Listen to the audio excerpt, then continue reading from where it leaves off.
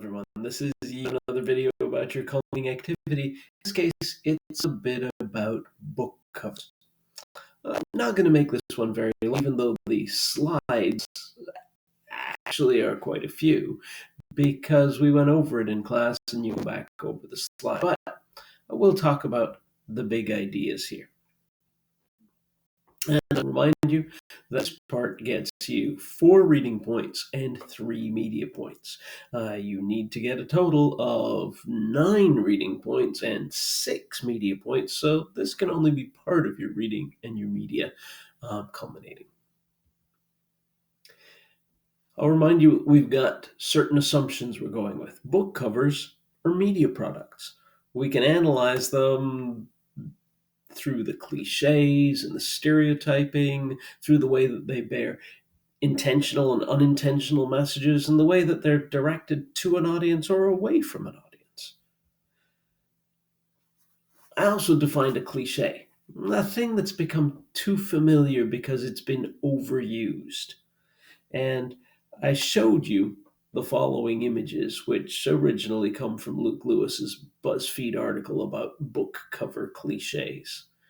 Ask yourself why these cliches are so common. Is it just because designers are lazy? Or is it because they get something out of using the same kinds of images for similar genres? Speaking of genres, spy thrillers apparently often have a scary silhouette man on them. Similarly, thriller novels often have some sort of small, shadowy man. Spooky historical novels often use exactly this image of a woman holding a birdcage.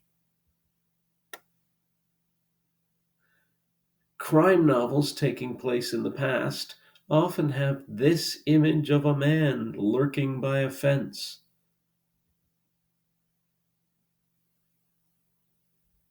Thriller novels show roads going nowhere. Serious novels aimed at women show a woman in a long white dress. On the other hand, if they're about high society and set in the 1920s, they use this image of a woman in a backless dress, almost fainting against a wall. Fantasy epics have a guy with a sword. Fantasy epics featuring a wizard have a guy in a hood. If it's a sad story of love and regret, it shows a woman looking at the water. If it's a story about a woman with some emotional baggage, perhaps leaving a situation, then it's going to show a woman with luggage.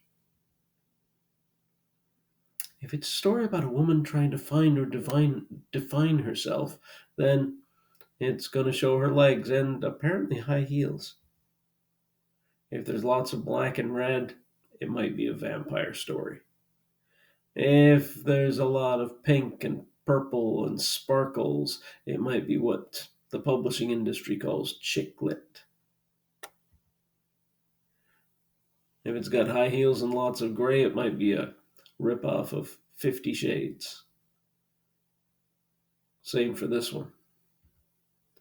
If it's got a child's face and some handwriting, it's a supposedly true memoir of somebody's misery. If it's leaves in a row, it might be nonfiction about nature or about science. So your assignment is to create 2 different possible covers for one of the books we read in class, one of the 4 books you read. Now, your 2 covers should be different in terms of style. You're picking one book, stamped for instance, and creating 2 different covers for it. And then you're going to write a short paragraph about the differences. Remember that your cover should include the title, the author, and at least one image. And that's it for this one. Just remember to count up your points because you need 9 writing points, 9 reading points, 6 media studies points, and 6 oral communication points. Bye for now.